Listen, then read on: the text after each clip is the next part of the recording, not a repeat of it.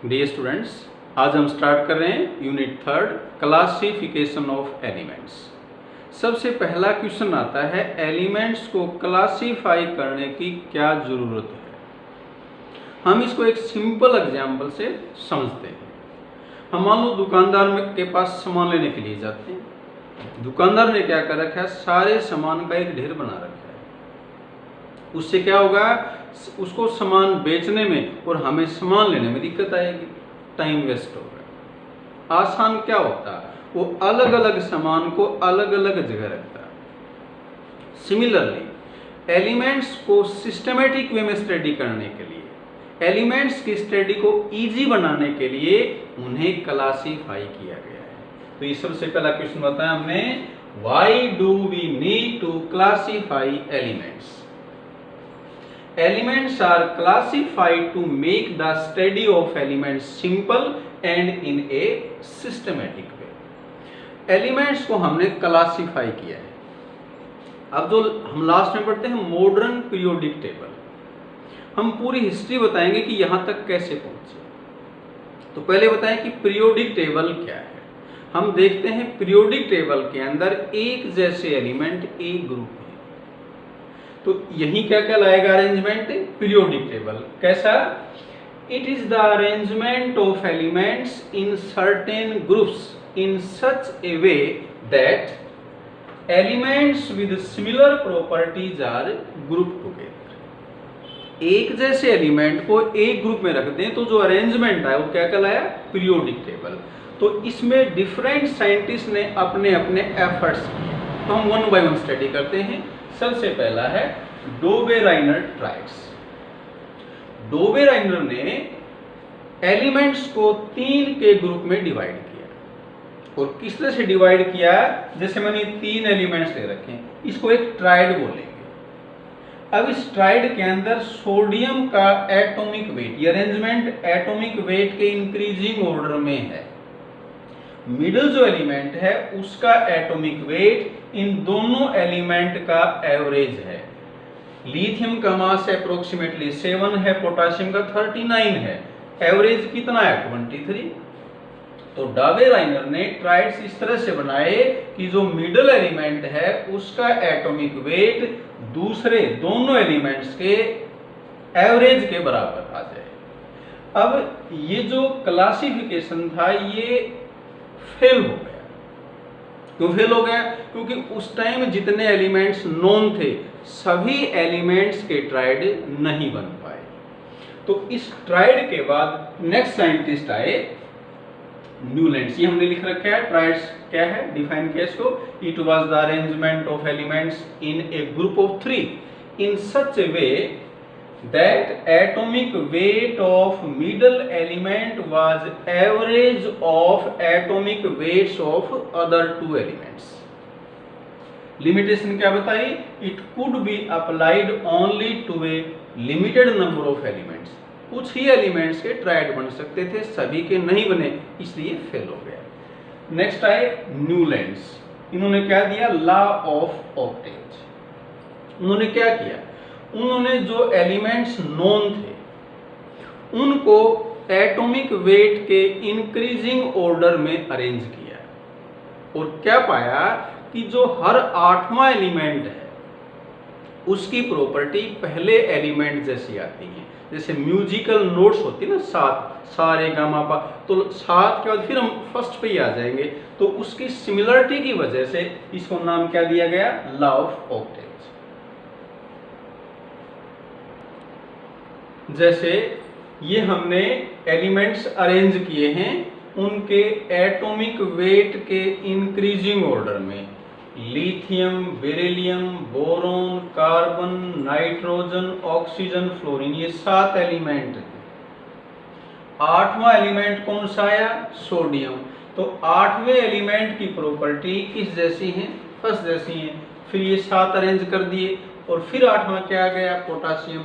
तो ये एक जैसे एलिमेंट एक ग्रुप में आ गए, तो ये कहलाया लॉ ऑफ ऑक्टेव। अब इसकी लिमिटेशंस क्या थी, ये क्यों फेल हुआ? पहली लिमिटेशन है ये ला सिर्फ लाइटर एलिमेंट्स पे एप्लीकेबल था, मतलब जिसका मास 40 है, 40 एटॉमिक मास तक ही लागू हो पाया। और दूसरी ड्रॉबैक क्या थी, नोबल गैसेज की डिस्कवरी के बाद ये पॉसिबल नहीं है कि 8वें एलिमेंट की प्रॉपर्टी पहले जैसी हो जाए। जैसे यहाँ अगर ये नियोन आ जाए, जैसे नोबल गैसेज हैं हीलियम, नियोन, अब 8वां एलिमेंट तो यही हो गया।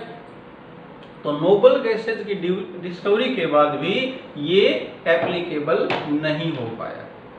तो फिर आए मेंडलीव। मेंडलीव का मॉडर्न पीरियोडिक टेबल कंस्ट्रक्ट करने में सबसे ज्यादा कंट्रीब्यूशन है। मेंडलीव ने पहले एक लॉ दिया, मेंडलीव पीरियोडिक लॉ। क्या कहता है ये, properties of elements are periodic function of their atomic weights. यहां तक जितने भी साइंटिस्ट हैं सभी ने एलिमेंट्स का क्लासिफिकेशन उनके एटॉमिक वेट के अकॉर्डिंग किया। अब इसका मीनिंग क्या है, properties of elements are periodic function of their atomic weights. इसका मीनिंग ये है कि जब एलिमेंट्स को उनके एटॉमिक वेट के इंक्रीजिंग ऑर्डर में अरेंज किया जाता है तो एक जैसे एलिमेंट एक ग्रुप में आ जाते हैं। इनिशियली मेंडलीव ने जो टेबल कंस्ट्रक्ट की उसमें 8 ग्रुप थे। बाद में नोबल गैसेज की डिस्कवरी के बाद उसको 0 ग्रुप में सेट कर दिया, तो कुल इसमें 9 ग्रुप हो गए। ग्रुप क्या होते हैं, वर्टिकल कॉलम्स, जैसे ये ग्रुप है। हॉरिजॉन्टल रो क्या कहलाती हैं, पीरियड्स। ये कितने थे, 7। तो हम डिस्कस करेंगे कि मेंडलीव ने पीरियोडिक टेबल कंस्ट्रक्ट कैसे करी। मेंडलीव ने जब पीरियोडिक टेबल कंस्ट्रक्ट की उस टाइम 63 एलिमेंट्स नोन थे। उन्होंने क्या किया, 63 कार्ड्स लिए और उन्होंने कार्ड के ऊपर एलिमेंट की प्रॉपर्टीज लिख ली, physical property, chemical properties. Physical property क्या होती है, जैसे मेल्टिंग पॉइंट है, बॉइलिंग पॉइंट है, डेंसिटी है। केमिकल प्रॉपर्टीज क्या होती हैं, केमिकल रिएक्शंस। केमिकल प्रॉपर्टीज के लिए मेंडलीव ने सभी एलिमेंट्स की 2 एलिमेंट्स के साथ रिएक्शन करवाई। 2 एलिमेंट कौन से थे, एक हाइड्रोजन और दूसरा ऑक्सीजन। इन्हीं 2 एलिमेंट को क्यों चूज किया, क्योंकि ये ऐसे एलिमेंट हैं जो लगभग सभी एलिमेंट्स के साथ रिएक्ट कर लेते हैं, कंपाउंड फॉर्म कर लेते हैं। अब जैसे एग्जांपल ले हम, लिथियम हाइड्रोजन के साथ कंबाइन करेगा तो बनाएगा लिथियम हाइड्राइड। हाइड्रोजन के साथ कंपाउंड बनेंगे वो क्या कहलाएंगे, हाइड्राइड्स। और ऑक्सीजन के साथ क्या कहलाएंगे, ऑक्साइड्स। सोडियम ने हाइड्रोजन से कंबाइन किया तो उसने बनाया सोडियम हाइड्राइड। तो ये लिथियम सोडियम की केमिकल प्रॉपर्टी है, उनके एक जैसे कंपाउंड हैं। तो क्लियर हो गया कि लिथियम सोडियम एक जैसे हैं। इसी तरह से ऑक्सीजन के साथ कंबाइन करेंगे तो ये क्या बना लेंगे, ऑक्साइड।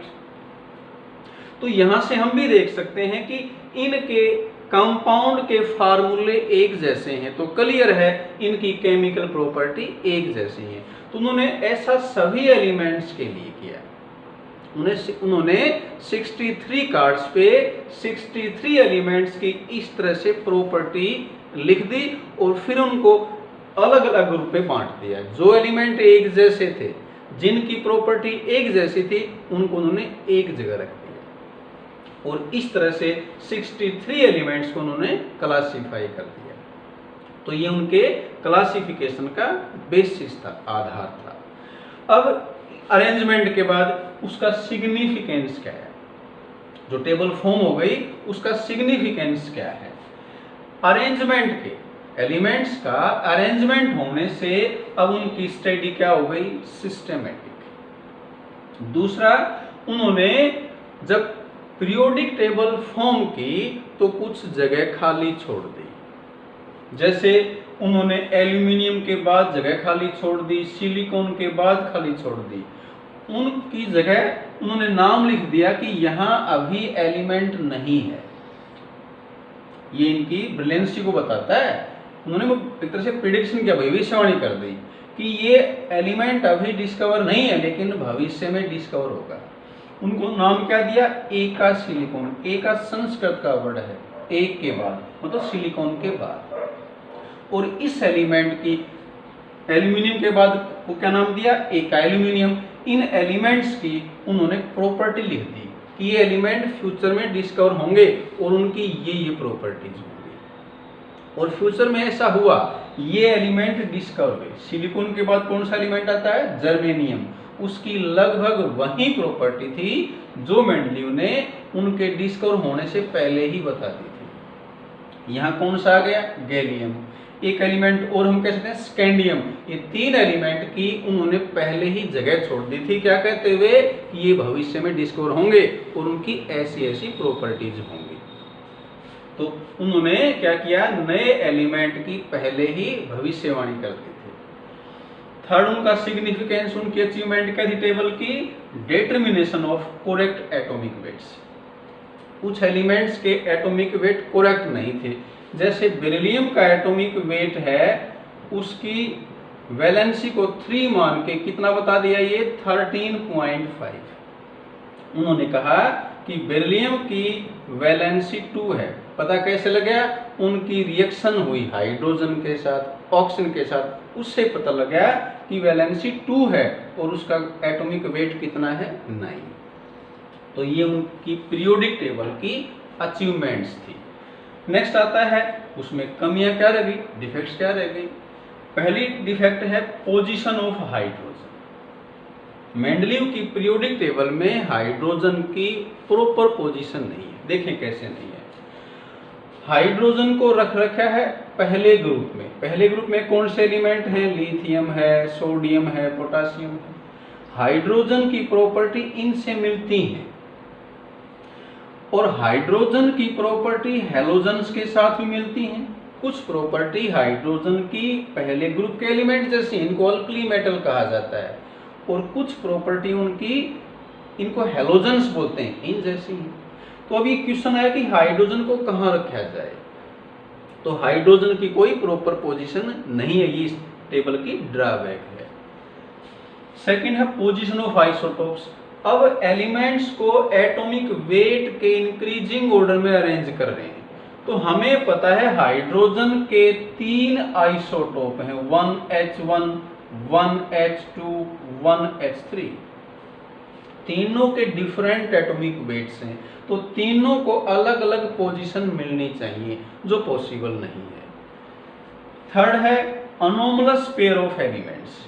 इस पीरियोडिक टेबल में कुछ ऐसे पेयर्स हैं, जैसे पहले कोबाल्ट आया है, बाद में निकल आया है। ये कोबाल्ट पहले क्यों आया? ताकि उन एलिमेंट के ग्रुप में आ जाए जिससे इनकी प्रॉपर्टी मिलती है, लेकिन एटॉमिक वेट के हिसाब से निकल पहले आना चाहिए। तो ये भी इसकी क्या है? लिमिटेशन है। और लास्ट है पोजीशन ऑफ लैंथोनोइड्स एंड एक्टिनोइड्स। ये हम आगे पढ़ेंगे। पीरियोडिक टेबल में लैंथानम के बाद एलिमेंट आते हैं, उनको लैंथानोइड्स कहते हैं। एक्टिनियम एक एलिमेंट है, उसके बाद जो 14 एलिमेंट आते हैं उनको एक्टिनोइड्स कहते हैं। ये पीरियोडिक टेबल जो मेन है उसमें नहीं आ पाए, मेन फ्रेम में जगह नहीं मिल पाई, तो ये इसकी कमियां थी। अब जो मॉडर्न पीरियोडिक टेबल आगे हम पढ़ेंगे, उसमें जो अरेंजमेंट है वो एटॉमिक नंबर के अकॉर्डिंग है। हेनरी मोजले एक साइंटिस्ट थे। हेनरी मोजले ने कहा कि एलिमेंट्स के लिए एटॉमिक वेट की बजाय एटॉमिक नंबर है वो ज़्यादा फंडामेंटल प्रॉपर्टी है, इसलिए अरेंजमेंट को एटॉमिक नंबर के अकॉर्डिंग किया जाए। और यहाँ से देखें एक बार, अगर एलिमेंट्स को एटॉमिक नंबर के इंक्रीजिंग ऑर्डर में अरेंज कर देंगे तो काफ़ी सारी ड्रॉबैक्स रिमूव हो जाएंगे। कैसे? पोजीशन ऑफ हाइड्रोजन, हालांकि ये तो अभी है, इसको मैं बाद में डिस्कस करूंगा। सेकंड पे आता हूँ, पोजीशन ऑफ आइसोटोप्स। ये 3 आइसोटोप हैं, तीनों का एटॉमिक नंबर तो एक ही है, तो ये एक ही जगह आएंगे, तो ये ड्रॉबैक रिमूव हो जाएगी। अनोमलस पेयर ऑफ एलिमेंट्स, ये रिमूव हो जाएगा। कैसे? कोबाल्ट का एटॉमिक नंबर है 27, निकल का है 28, तो तो अगर हम इन एलिमेंट्स को एटॉमिक नंबर के अकॉर्डिंग अरेंज करेंगे तो पहले कोबाल्ट ही आएगा, तो ये भी करेक्ट हो जाएगा। बाकी इसके बारे हम मॉडर्न टेबल में डिस्कस करेंगे। तो आज के लेक्चर में हम इतना ही डिस्कस करते हैं। Thank you.